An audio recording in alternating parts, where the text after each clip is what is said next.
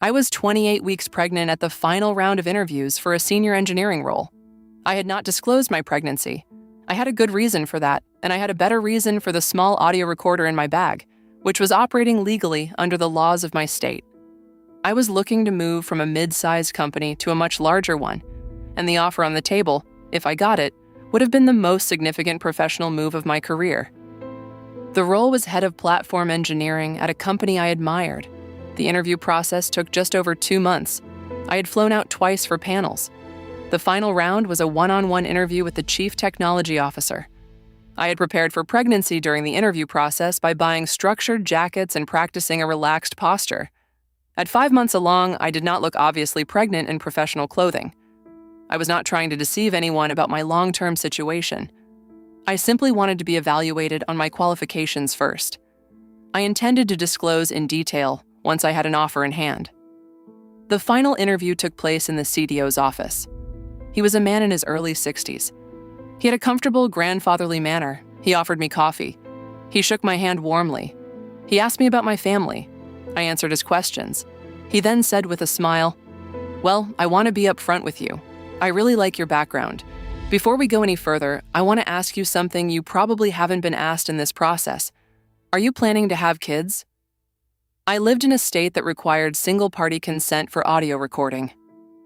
I had, as a personal practice for the previous 2 years, recorded every job interview I had participated in.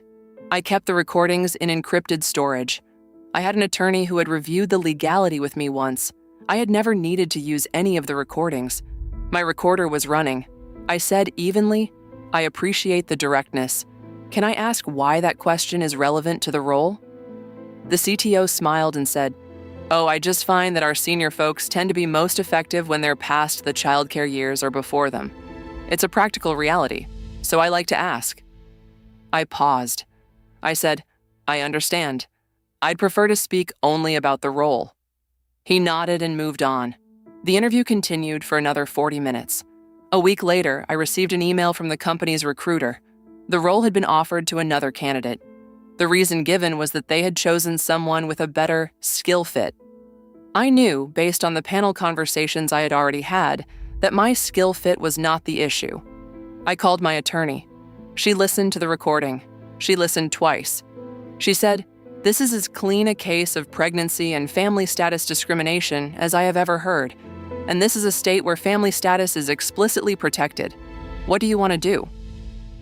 I told her I wanted 2 things. First, I wanted the job. Second, if the job was not available, I wanted the company to understand what had happened and what it would cost them. She sent a 3-paragraph letter to the company's general counsel. It did not include the recording. It summarized the interview question, identified the legal issue, and requested a conversation. The general counsel of the company called her within 48 hours. It became clear very quickly that the GC had not been informed of the interview question until she received the letter. She asked whether we had any supporting documentation. My attorney confirmed we did, and we would share it at the appropriate time. The GC asked for a meeting. At the meeting, my attorney played the relevant portion of the recording. The GC put her hand over her mouth. She then excused herself, walked out for 10 minutes, and came back with a different expression on her face. She said the company would like to resolve this privately and appropriately. She asked what I wanted. I said I wanted to be reconsidered for the role on the merits. If the role had already been filled, I wanted it offered to me at the same level and compensation as the other candidate had received. I also wanted, as part of the resolution, a formal acknowledgement in writing that the original decision had been tainted and that the record would reflect accurately that I had been qualified. She called me the next day. The other candidate had not yet started. The company had decided, she said, that given the circumstances, the fair thing was to offer the role to the person who had been most qualified, which had, in her view, after full review, been me. She offered me the position with a slight salary increase over the original offer to the other candidate. She included a letter in writing clearing my interview record. The CTO who had conducted my interview was not at the company when I started. He had taken what was described internally as early retirement within 2 weeks of the meeting with legal. I started the role 3 weeks before my baby was born. I took a generous parental leave. I returned. I did the job well. I held that role for 3 years before being promoted. Here's what I learned. There are protections written into the law that most people never need, and a few people desperately need on one particular day. If you have any reason to believe you may need them, know them in advance. Know what your state allows you to record.